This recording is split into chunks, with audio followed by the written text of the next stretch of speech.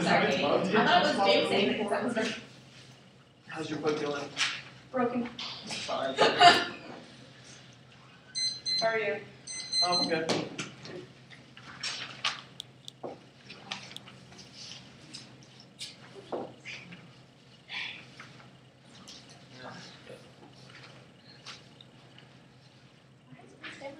I guess it is. Because they want to see all sorts of rounds.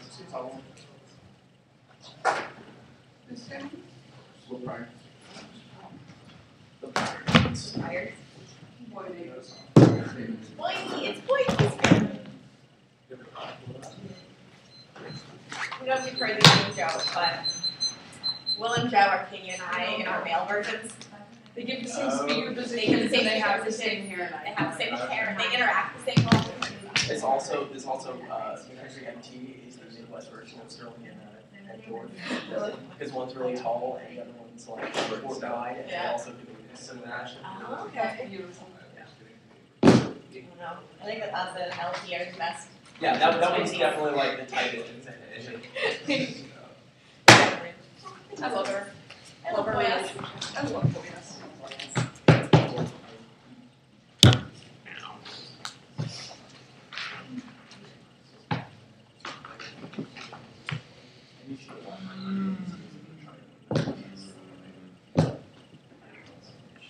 Is everybody ready? Just about. I'm looking for electricity. Oh. Everybody have to sit. I think it's probably, Jeff, see where our computer's plugged in right there, the one that's taping, you can probably run a cord similar to that. If not, I think the closest one's in the back of the room. No, Are you looking to charge your phone or a computer? I'm going to charge my phone. It's not going to survive this entire. Matt actually had his phone charger over here earlier, and I guess it didn't. That's all right. I'll just move a desk over to that wall and do it from there. It's all good.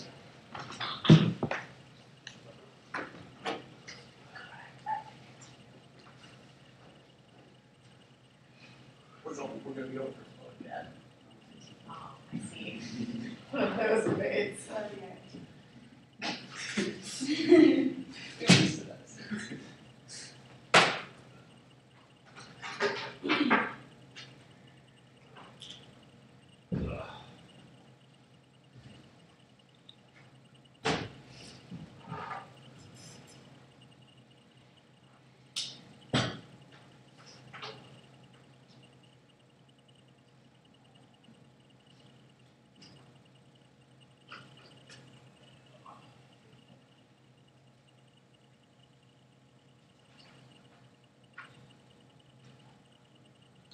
Timer.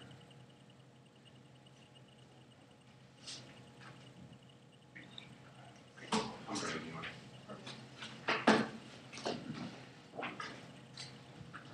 The latest resolution, the United States federal government should enact the Fair Minimum Wage Act of 2013. Again, the United States federal government should enact the Fair Minimum Wage Act of 2013. There's your copy. Do you have any questions?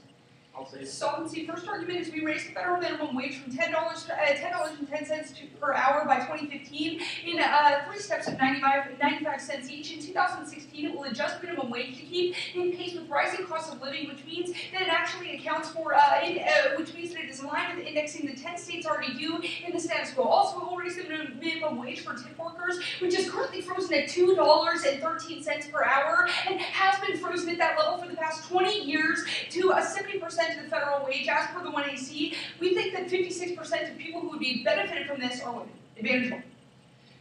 4 years, it's been 4 years since the end of the Great Recession, and pay for American workers remains stagnant while the cost of living has risen significantly. Low-wage occupations have dominated job growth in this so-called recovery and accelerated a decade-long shift in American economic shifting to low-paying jobs. At the same time, the federal minimum wage remains at only $7.25 per hour, which is only accounting for about $15,000 and $15,080 per year for a full-time worker, which is a price that is decades out of date. The solvency first argument is that with more than 30 million workers would receive a raise in the rules of the 1AC. 88% of these individuals are adults over the age of 20 years old. 56% are women. Half of them are workers of color. 43% are people who have some college education. 17 million children have a parent who will receive a raise as per the 1AC. An average of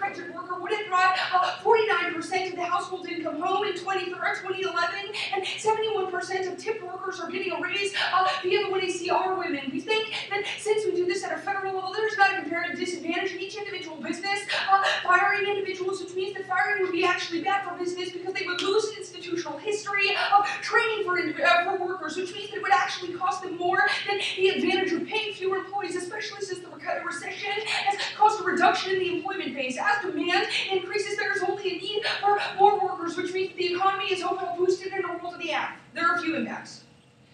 We think that 55% of affected workers are full-time workers and 70% are families with incomes of less than $60,000. About 1/4 are parents and 1/3 are married, which means that we affect a very distinct socioeconomic population. There are 3 impact modules here. First is race. We think material depravity is a symptom and an indicator for social subjectivity of racial bodies. This is the only space for redistribution gains to improve individual lives. We have 79% of Asian populations from West Virginia to Hawaii, 46% of black populations from New Hampshire to Mississippi, 57% of the population in Washington, D.C. alone, and 58.6% of the Hispanic population in California. This allows the racial minority to see a symbol of social mobility where you can see success in order to imagine your own escape from material depravity. We think with this reinvestment in political and economic infrastructure shows the community what is possible, which allows for an improvement of life for future generations. We solve the internal subjugation of the racialized body. The next argument is education. The culture of poverty has been studied in a formal the culture of poverty has been studied, and we think that a very clear material impact of poverty as well as cultural impacts of poverty are capable of reversal only in a world of education, where individuals' lives are defined by their material lack. This subjugation is a structural and psychological imposition of the self that allows a diminishment of populations as compared to their peers. We think the importance of a federal minimum wage allows for access to education because 14% of people are part-time workers and more than half are full-time workers, which means that there are more individuals getting more access to a higher minimum wage so they can have more hours to seek an opportunity for education. The cultural shift requires education because it gives the self-reflexivity to distinguish between what is and what is not structural oppression, which gives values to the self. We will control the internal into value to life plans. We say, actually, I'm not going to read that. Yes, your question? Yeah, who are these black populations? We have articulated several populations that would be significantly affected by the plan, and populations that are currently largely affected in the low wage distribution. Those statistics are all throughout the solvency argument that we're making. The second advantage is the economy. First argument is that low demand accounts for a difference in recovery right now because individuals know that they can live with less. Liquidity traps businesses in the status quo, causing them to hoard assets, which means it creates a demand side where consumers are suffering and they don't have access to income to be able to spend. This perpetuates high employment and depression of wages, which causes the cycle to continue furthering the liquidity trap. The plan solves through a few mechanisms. First is consumer spending accounts for 70% of U.S. economic activity. This is tepid right now because consumers don't have the funding through things like wages and salaries, which make up the lowest share of national income since 1966, while corporate profits are the largest share of national income since 1950. Second is that we boost the minimum wage for consumer demand because low-income workers are capable of spending higher wages than local businesses. Third is the 1AC would generate $32 billion in revenue for economic activity. That is 140,000 new full-time jobs as high sales leads businesses to be able to hire more employees and also to have greater access to the employees that they use in the status quo. The impacts first, we think that a U.S. economic recession creates a low standard of living for Americans. The poverty rates in America domestically are 13.2%, which is the highest that they have been since 1997. The median household income, even adjusted for inflation, fell 3.6% in the past year. People are literally living in hotel rooms where they don't have the money for rent for their own house. You use a sink full of ice in place of a fridge where your dinner is canned ravioli because you don't have a place to cook ground beef to be able to feed your children. We think that this sort of lifestyle is problematic, and this is the lifestyle that individuals are being pressured into right now because a low-scale job cannot fund the median standard of living in the status quo. Furthermore, this affects individuals internationally because it creates enormous amounts of food shocks when our economy is unstable, when we cannot even feed the people in our own country. In 2008, a great example is there were 2 million people in Southeast Asia who died alone because of rice shocks caused by fluctuation within the U.S. economic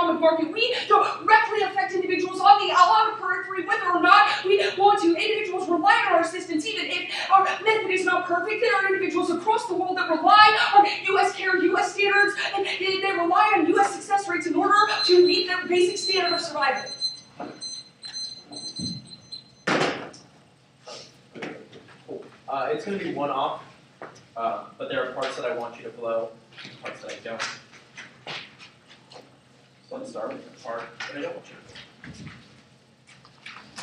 to. I'll try and be clear as to which parts you can load.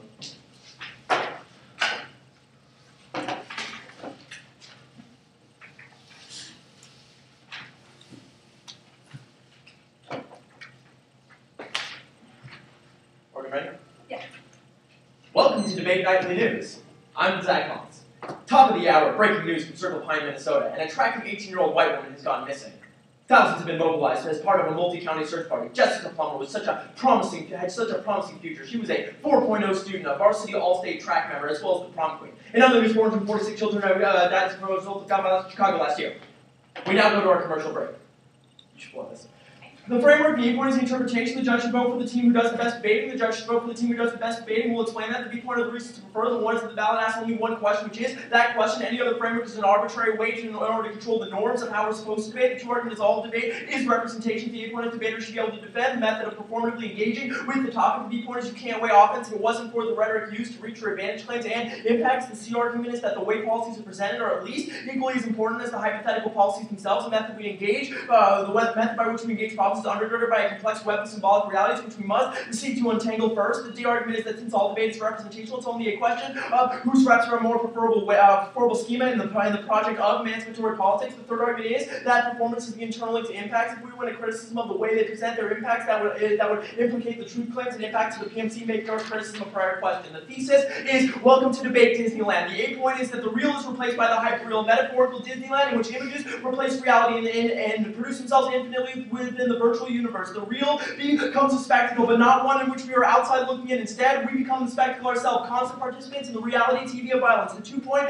is that this is no more prevalent than in the debate status quo. The demands of affirmatives to resolve structural violence with bite-sized happy meals of process and manufactured advocacy produces a specter upon itself in which we play pin the internal link on one another, attempting to codify the worst ism possible. The third argument is that this codification of isms is a negative referendum, producing people as the waste product of the image system in which there is no code prevalent to the image, in which the image itself becomes the code. The fourth argument is that the distinction between object and representation is not valid. Instead, in the world of the affirmative, it becomes a system of models and simulacra with no reference to anything outside of the system itself. The fifth argument is that the simulation is not a fiction, but instead the illusion of both truth and lies within itself.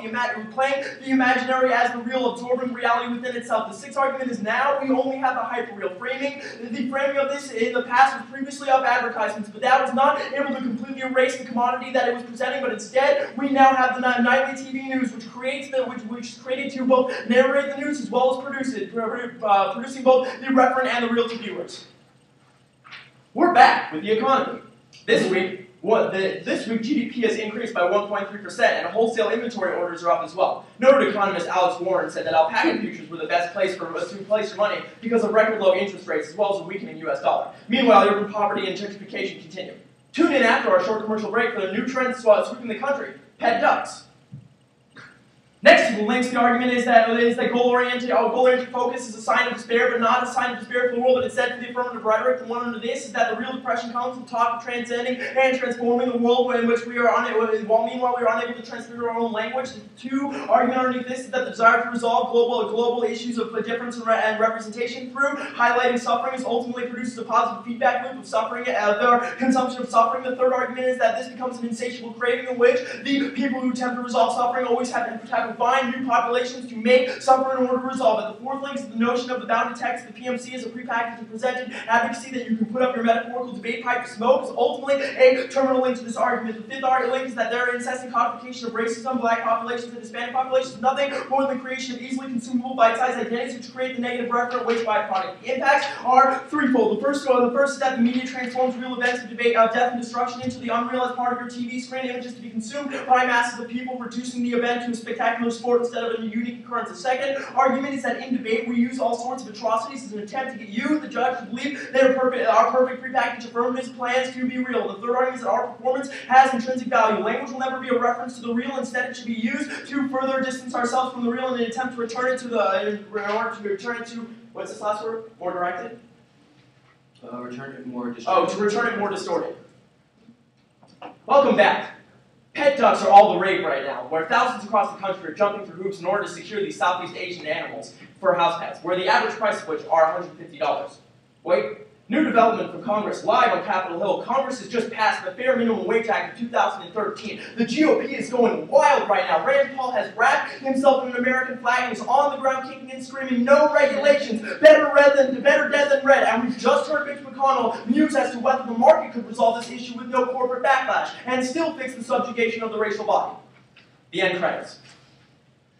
Our alternative is precisely the lack of an alternative. Our alternative is precisely the lack of an alternative. The one argument is that the lack of an alternative is competitive. Their insistence as to the plan, which informs the permutation, is a reflection that their strategy is capable of being condensed to a singular statement, which enables their strategy to be manifest in biopolitical management and co-option.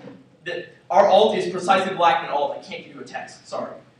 To manifest in biological management and co-option by institutional structures. The two arguments, the absence of an alt embodies a methodology reflected by our performative approach, that its refusal to manifest in a prepackaged, pre-sealed fashion. The third argument is our refusal to engage in a condensed singular statement of advocacy as an imaginatory reflection of the capacity to inject agency in a way that is not contingent to specific demands, opening up a space for new personal and political subjectivities to inform deliberation. The four is that radical thought is no different from radical language. This thought is therefore alien to any resolution of the world which would take direction of an objective reality and of its deciphering, meaning it's key to engagement with the simulation as well as the net deficit to the permutation. The third argument is that while our performance may appear to be a bite-sized solution, it is instead a non-textual, unique performance which cannot be bounded by the arbitrary parameters other than the legally allowed speech time. The sixth argument is even if it is, we throw ourselves into the system of hyperreality and simulation by strategically resisting the dominant schemes of liberation via strategic indifference. The seven is I would prefer not to. The 8 point is in Herman Melville's book Bartleby, the character's presence is ultimately a constant reaffirmation of his preference not to engage in what others demand of him. He responds to every question with, I would prefer not to, which is our alternative, the preference not to vote aft. The B point is this is linked to a political process of abstract negation, which separates thought in opposition to dominant negation, which is the existing social universe, making demands upon our schemas of liberation. Abstract negation allows us to break free from the constraints of the dominant ideological coordinates, which the app indicts as being problematic. The C is that this is how we pass from the politics of resistance or protestation, which parasitizes upon what it negates, to a politics which opens up a new space outside the hegemonic position and its negation. It is then possible that an indifferent space that allows for a reorientation of our individual and collective orientation to political spheres. The last argument is that the impact of performative methods of dominant negation is that we become subservient and reliant upon the existing coordinates as a locus point for resistance, redefining the impacts that they identify. Next argument is ultimately the alternative is in essence a doubling, the mirror upon which reality can be reflected back upon itself. Our argument is that this is the only way that you can ever confront hyperreality, by showing itself to itself. And through our lack of an alternative is ultimately the only way to do this, because the attempt to ultimately break down the mirror that we produce is impossible, since it is merely a reflection, not an object in and of itself, which ultimately means that destruction is not possible in that instance, and that means that the alternative solved. The order is going to be 1AC, then the critique in the order of framework, alternative, links, impacts.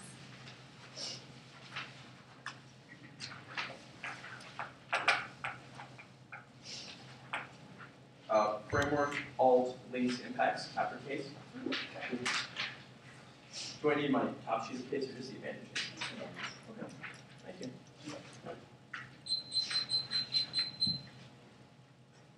We're good? Yes. The negative team has come up here and talked to you for 8 minutes about why ignoring the suffering of people within the status quo is a good idea. R1AC clearly lays out the way in which structural violence exists against minority populations within the world of the status quo. You can intellectually masturbate all you want, but it doesn't change the fact that most people can't even get access to a university education to learn about Brodak because their parents can afford them to send to college and because they're on minimum wage jobs. They don't have time to take things like night classes. Our affirmative is a unique internal link to being able to allow the type of education that allows us to question the issues of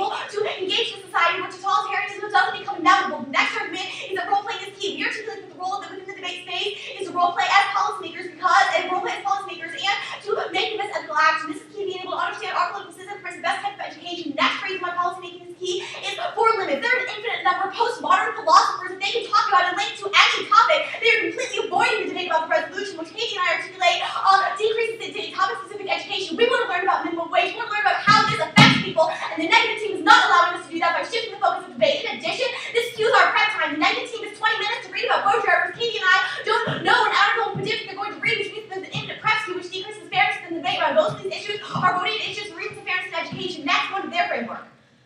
Using representations of the underpinning and key to shaping our reality. Representations aren't the only thing that matters within the debate space. We articulate representations are key for three reasons. The first reason is because objects in the material world exist, even absent our perception of them. The divide that we form between vacant with representations divides the mind from the body and forces us to divorce ourselves from the material world that we live in. This is like saying I'm sitting here thinking about whether or not this podium exists for 20 minutes. I don't think that's a productive conversation. In addition, I think we can all agree that the podium probably doesn't exist, even absent our representations of it.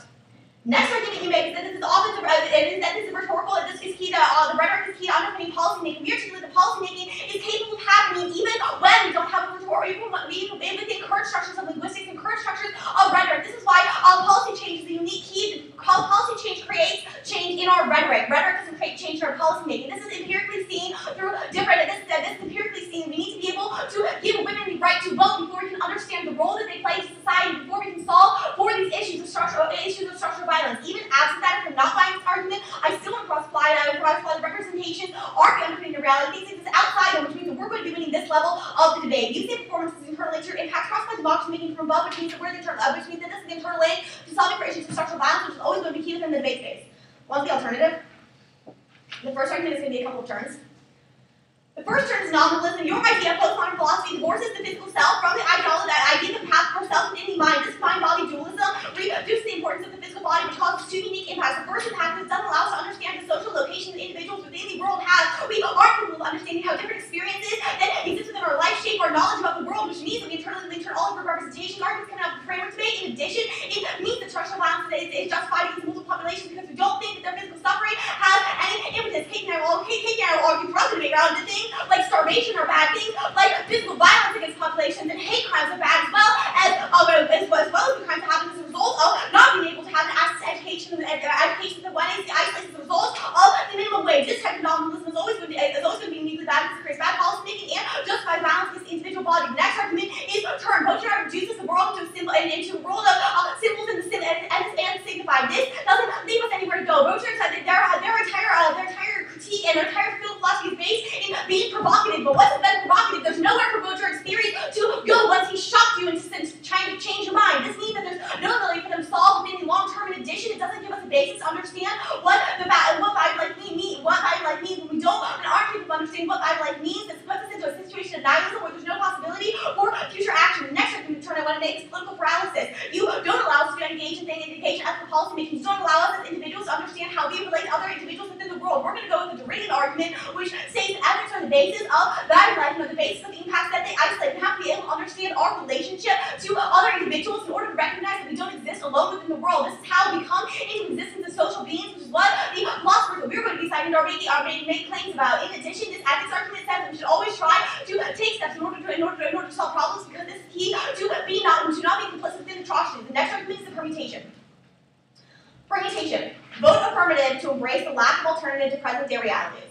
Can you just repeat it? Vote affirmative to embrace lack of alternative to present day realities. If there really is a lack of alternative to present day realities, then this permutation is capable of overcoming it. We're capable of embracing both the 1AC and advocating for the 1AC, as well as understanding that the 1AC is imperfect and that there's always going to be issues within the world we're incapable of solving. This is not 7 steps of 1AC, cross-applied in the framework. So we're going to see the policy optional alternative and which means that our 7 side of the representation is an voting issue. In addition, 7's permutation are justified in a world where the negative team doesn't read and alternative tests because we aren't capable of generating offense against this. Next argument, permutation, do the affirmative, and embrace the lack of alternative to present day realities. This is a separate, do the affirmative, vote act, do the affirmative, and embrace lack of alternative to present day realities. This is able to solve just separate on the 1AC, which means no theoretical voting issue. In addition, if the previous part was theoretical voting issue, reject the argument of the team. We should be capable of testing whether or not these representations are key to solving Our second permutation is capable of solving for three reasons. It's capable of solving for three reasons. The first one is coalition building. The first is coalition building. Your academia is incapable of creating changes within the real world that exists because it's incapable of spreading this idea to anyone that exists outside of this debate. Say this means that permutation is only going to meet the key in order to getting the message that the negative student is trying to promote to society at large, which is the only way that your movement is going to be able to succeed. The next argument is that pragmatism and being able to solve problems is uniquely key for the success of your movement. We need to be able to understand the ways in which we interact with the individual world and be able to work within the state system in order to solve for small instances of violence in order to have the ability to go forward and continue to have motivation to do anything that's interacts with nihilism in turn. You're not going to win the arguments that say that doing absolutely anything is bad, which means you're not going to be winning this debate round. What's their impacts? Using representations of suffering at our level, this is true. We articulate the ability to be able to solve for certain destruction as well as our ability to have compassion and not focus on pity of populations that are suffering, but instead compassion towards them, understanding the way in which what the dominant positions in society are doing to cause these types of issues. That can be resolved. We articulate that this is uniquely key to solving the 1AC. This means suffering isn't inevitable, and it means that we're not going to link into the self-fulfilling prophecy argument that we're constantly going to create new populations in order to be able to save things or at this because the 1AC fundamentally changes the way in which we understand ethics within society. Furthermore, suffering is now as long as the minimum wage decreases anyways.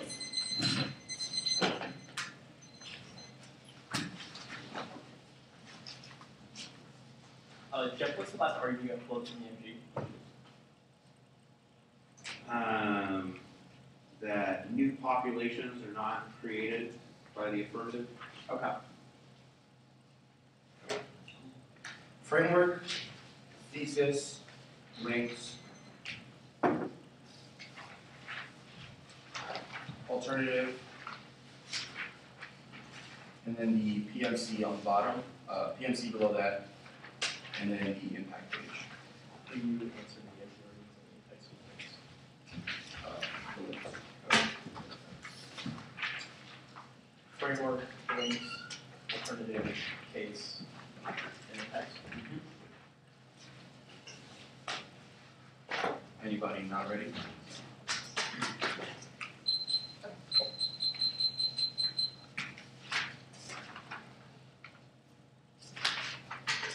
I'm ready now.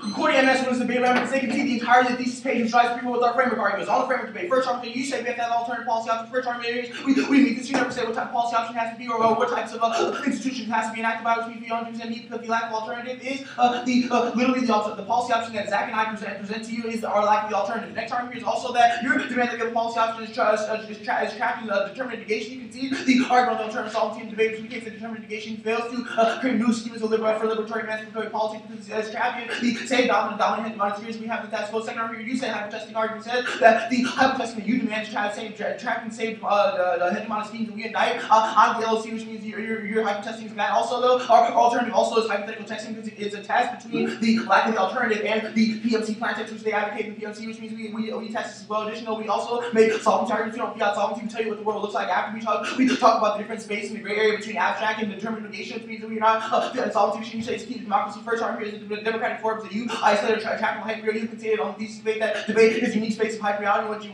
which the debate creates a necessity and demand for bite-sized advocacies in order to feed your desire for more suffering and for more bite-sized advocacies for yourself bad. You say role-playing good. First argument, you have a couple of disadvantages. First is social context argument says role-playing advocacy uniquely means that we ignore the larger social phenomenon context of the world around the policy that we pass and assume that they operate in a one-to-one relation in which the policy passes and all these people that they isolate, all these populations magically get all the money that they necessarily the claim that they have. Second argument, tunnel vision argument says that role-playing and policy debate forces us to engage in a system with tunnel vision, which we assume that the dominant systems and the institution are the only way that we can functionally affect change, which we say is uniquely bad because it turns into the drone state who only see state action as the only possible solution. Third argument, disempowerment argument says that fiat and role-playing disempowers us because it forces us to sort of divorce ourselves from our own unique social location, which means that it turns all the arguments about social location internally turns all these arguments. You say it's infinite aggressive. First argument is no impact to infinite aggressive. Second argument is also we say turns increase your creativity, the demand that you should be able to prep for and defend your representational methodology the way that you perform engaged. The topic is not unpredictable. We say that this is the most predictable because all debate is representation, which means that the most predictable you would defend your performative engagement. Second argument, you say we skew prep asking not a word for this argument says that predictability is practice. In fact, you do not research or read arguments. This is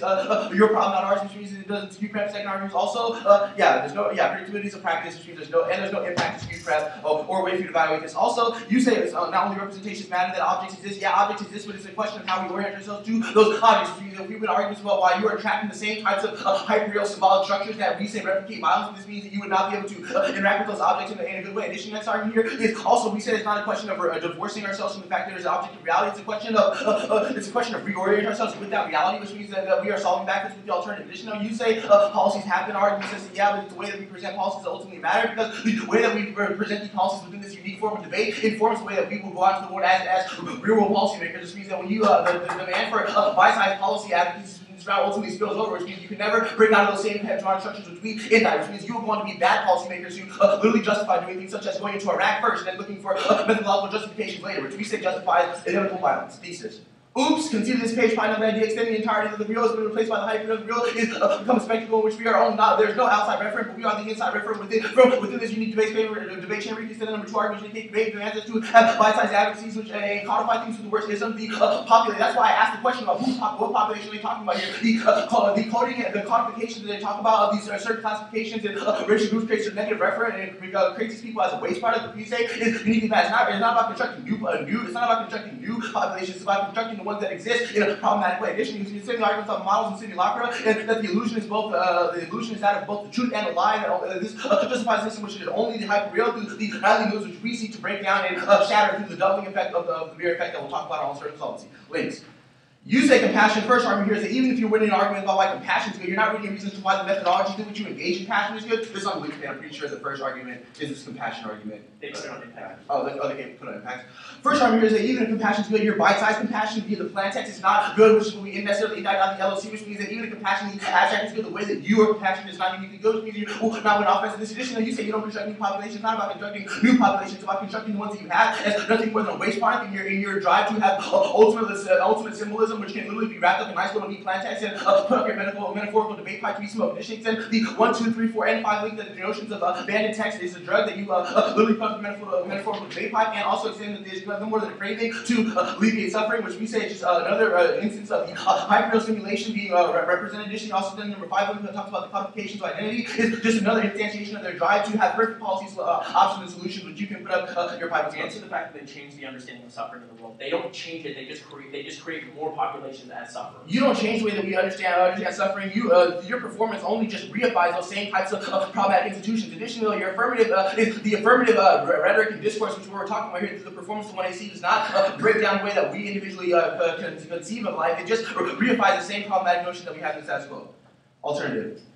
You say we divorce our physical self, you divorce our physical self. First argument here is that even if that were true, that's what role-playing equally does as well, because your demand that we engage as fiat and fiat, we pretend to be policymakers, passing things in the chamber of the debate, also ultimately divorce ourselves from the physical realities, which forces us to pretend that we're not who we are. Additionally, next argument, you say that we can't understand social location. That is really the impact term by our framework, which says that all debate is representation, which means that everything comes from our own unique social location, means that it's not a unique argument for you. Additionally, you say structural violence argument says that it's the way that you present your impacts. It's not a question of looking at structural violence. We don't say that you can't examine structural violence. It's the way that you present the PMC. Second argument here, you say turn that you can go for this argument about symbols and signify. First argument here is going to be that one, you can see our doubling argument, which indicates that we can shine the mirror back at the system, which shatters the mirror without absorbing it, just like the way that a mirror can cast off light or reflection without necessarily absorbing that thing, which means that we're able to shatter this system and through the doubling argument, which you can see. Additionally, you say nihilism. First argument here is nihilism is the status quo argument. So the methodology that is espoused by the 1AC is that of nihilistic agency, which they have already conceded their agency to the state in order to be able to solve that for all the problems they claim through the codification that they give you through the negative waste products that they create, which means that this argument is not unique. Addition, next argument is turned that our alternative solves back to nihilism because it reorients ourselves by allowing us to escape from the determinate negation which is trapping us in the status quo and causing the nihilism they claim to solve for. Addition, next argument, they say term political paralysis argument says that the is the ultimate political paralysis because it sees our agency to the state, allows us to be trapping those same dominant discourses in the status quo. And in addition, you say that we should always try to take steps. Arguments that the alternative is taking a step to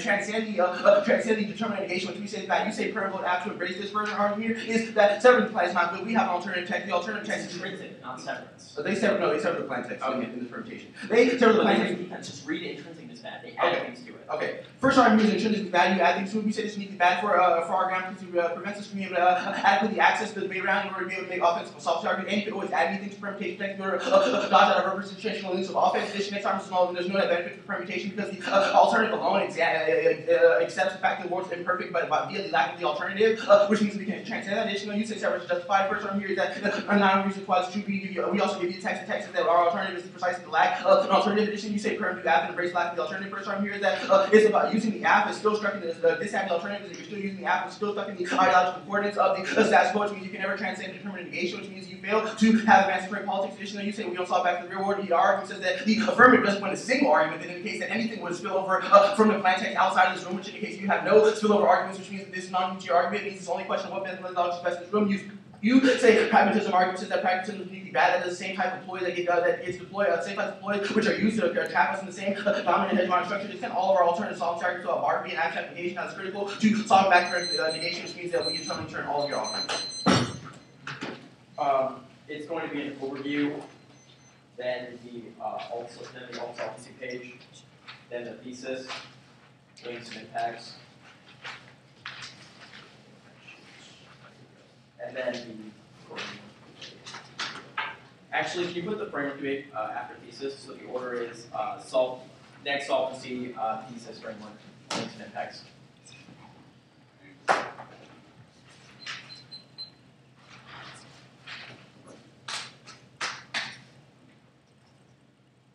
you go.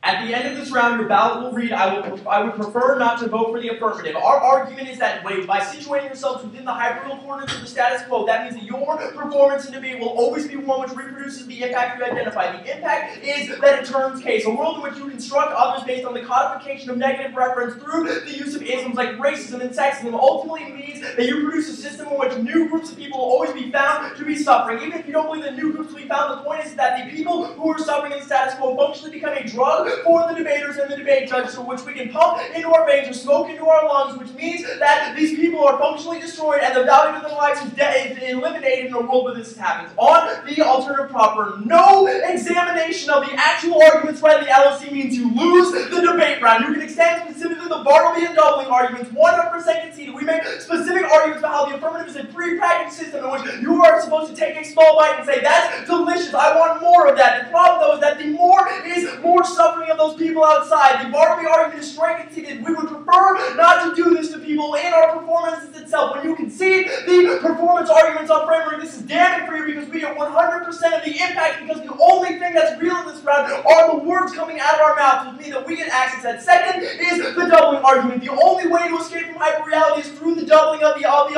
lack of alternative because we allow the mirror to have the light shined upon it as well as reflected back onto the hyperreal. This is the only way to break down the system which the affirmative performs, and as long as they remain in that system, this means they ultimately lose zero arguments on the permutation as to how they access those alternative solvency arguments specifically, means you lose this debate round. Also, it outweighs all their turns, no specific reason why, like the turns that interact with the impacts. Thesis. Once again, conceded. I feel like Bear does a pretty good job of explaining why they justify existing within the hyperreal through the codification of negative reference and producing people as a waste population. When you concede the first argument, the second argument which says that the debate system is what produces hyperreality, this means you have no escape. Even if we don't have an alternative, even if you don't. Look, even if our alternative doesn't solve, we're still getting impacts that turn case, right? Like we say you perform within the debate sphere and you produce a hyperreality through that performance, which ultimately means that we still have access to 100% of our links and impacts, which means that they allow for more suffering of the people that they attempt to save. Framework. Once again, no actual responses to the case itself. I want you to drop down to our number 3 argument where we talk about how performance is the internal link to impacts and how when we win the criticism of the way they present the impacts, this ultimately means that they have no way to actually justify the truth claims of the affirmative. This means 2 things. 1, no solvency for the affirmative. The only response to this is democracy making, but they don't talk about how they democratize debate, nor do they talk about democratizing your ballot, which means that when they lack a spillover argument, they literally have no access to this framework argument. Furthermore, every argument in their framework is functionally another link to our criticism because they say that situating yourself in the hyperreal is like how we are supposed to perform, but that is non-responsive to our entire thesis paper, which talks about why performing in that system is bad. Furthermore, on their answers to reps specifically, they are not the only thing, certainly, but they certainly come first because they are the only real thing happening in this debate round are the representations and performances of the two teams, which ultimately means that the negative is a prior question to the affirmative. You have to examine the criticism before they are allowed to leverage either the ethical constraints of the affirmative or any impacts they justify. That means that we win. Links. Once again, conceded, specifically the arguments about how goal orientation is bad, how desire to remove global issues of difference repetition through highlighting suffering produces a positive feedback loop. Means we get 100% of our impacts about the insatiable craving of destruction of populations. When this is conceded, it functionally means that when they don't perform this compassion in a way that we say actually performs in the debate and breaks down the debates, it ultimately means that our impacts turn 100% of the case because they just turn more people into sufferers.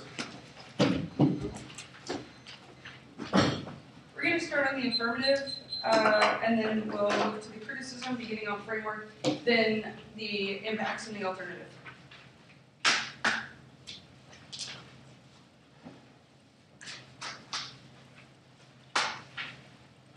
Is everybody ready?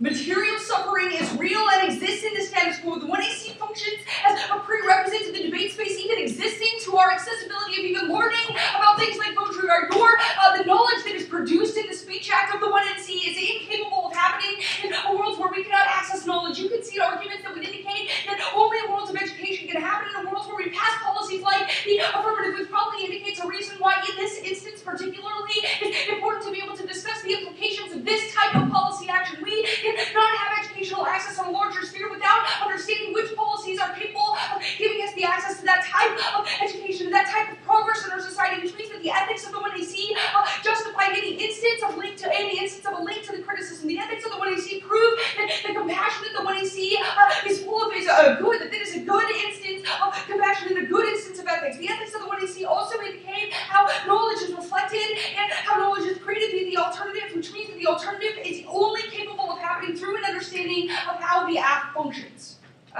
which is a reason why the affirmative is a net benefit to the permutation. Further, we say that doing policy making is good because it allows us to create structural change. This is the reason why why we can have any sort of long-term solvency for hegemonic knowledge structures, which is the only disadvantage to the framework that we are reading. That is the only argument that Bear actually makes on this sheet of paper, which would indicate that doing policy making is capable of solving the structural change because we get to understand and approach the way that we can create better ethical policies and the way that we can reduce the amount of suffering that exists. We think that you also concede an argument that would indicate that this is the internal link to your impacts, which means that you don't have access to any sort of solvency with your alternative in a world absent our framework and a world of absent the understanding of how we can approach suffering in the real world. Look, you also concede arguments of limits and predictability by saying simply that there is no more. And unfortunately, you're conceding arguments that would indicate that there are infinite numbers of post-modern philosophies that you can read on any topic. There is not a strong strength of link to our 1AC, which indicates that there's a very low predictability of this criticism in terms of this affirmative. Look, you should hold them to a very strict and very high standard of a link to our app in order for them to be able to have access to solvency, because the solvency of the alternative is called into question when you not necessarily link to the position that you are reading your criticism against. If your alternative cannot approach if the criticism does not link to the app, then the alternative cannot probably solve the instance of the app or the problem that you criticize about the app. I also think this calls into question the solvency of their alternative. Also means that this is the reason why a policy focus is good, because there is a better delineation not only of the limits of what would actually link to the app, but also is necessary and an independent reason why they skew our fairness out of the debate, because they reduce our predictability. They also reduce our prep time, which skews fairness. We say that this is the internal link to being able to debate because it indicates propensity for clash. We say that clash to debate means that you lose a unique sphere for this conversation to happen. It also means that this is necessary for any sort of policy making. Point of order. The argument that the negative framework collapses debate is that impact is 100% new. That is not the MG at all. The MG's final argument before she begins answering the criticisms framework is that this is a voter for fairness in education because it collapses debate. That is why our framework arguments are an impact turn to you saying that debate is a unique space for the conversation. But I'm sure that it will be taken under consideration. Oh, sorry.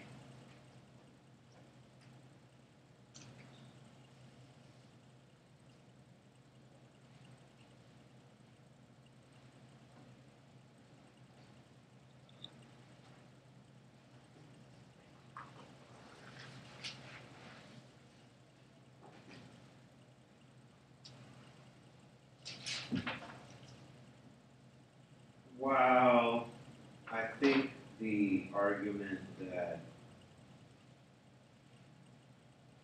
predictability or the lack of negs predictability collapses debate is a new rhetorical choice. I don't think that that argument itself is new. Okay. That's what Our framework arguments function as an impact turn to your framework and the alternative's ability to solve. Also on the thesis, all of this was answered. That's the first argument I made. Okay. The thesis, all of the thesis arguments were answered on the thesis of our whole position that doing things is good. Permutation debate. We're going for permutation due to the app and embrace the lack of the alternative. Little ladies, you can see that we can sever out of the reps of the affirmative. This means that we can test both the post and pre-fiat implications on different levels. Little b is you don't say what parts of the permutation are intrinsic, and we do in the alternative, and we vote app, which is part of the 1AC. Also, no voter in this position. Also, the little c is that the k is not competitive, and there's not an opportunity cost to the 1AC, which means that you can vote app. Also, on permutation through the plan and embrace no alternative. Net benefit is ethics, which outweighs the impacts of the criticism, and you concede that without ethics we cannot understand what founding life means because we are isolated from other people. This takes out the internal link to your impact because it makes an understanding of compassion, suffering, or a lack of suffering impossible. The two impacts of the permutation are coalition building and pragmatism. The cross-application of ethics as the net benefit is 100% there. Megan, do you want to take this? Yeah, the articulation that we do things, which is why the plan is a good idea, is the articulated net benefits of permutation. One second, let me find this on stuff.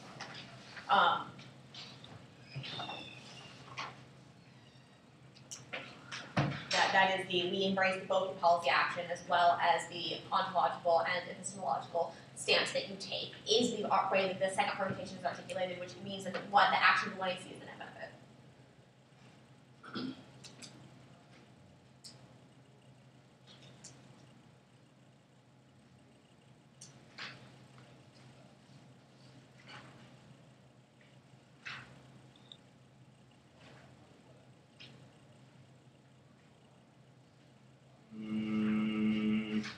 What I will say about that before you get your last minute of the PMR is that I have the Derridian political ethics on the all proper, which I don't find to be that far outside of the permutation debate, even though it is on a new piece of paper.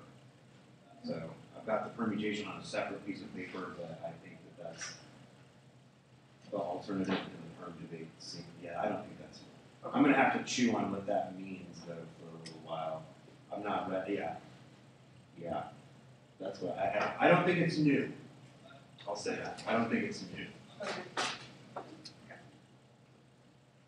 Also, net benefit of permutation is that we prevent people from dying and suffering as per the analysis of the 1AC. If there's a risk that we are capable of solving the 1AC, which I think is totally true since they concede every single solvency argument that we make, then this functions as a net benefit that independently outweighs the impact that they can get on the criticism. Also, we don't link to our identity creation arguments because of how we engage in suffering. We say that we don't recreate suffering, we take responsibility for bad U.S. policy making and try to create a new justification of moving away from all sorts of violence. Look, there is not a link to a specific action that exists in the 1AC. You only say that the way that you say your impact is bad. Unfortunately, there is not an articulation of what the 1AC did that was actually bad. Divorcing the self from the body is bad critical theory, and we think that we should be held to a higher standard of this if you are going to win any alternative solvency. Look, we specify specific instances, and violence is the justification for violence and abuse, which means that we change the ethic of suffering and make a better understanding of suffering possible only in a world of the alternative where we can, permutation, where we can do both.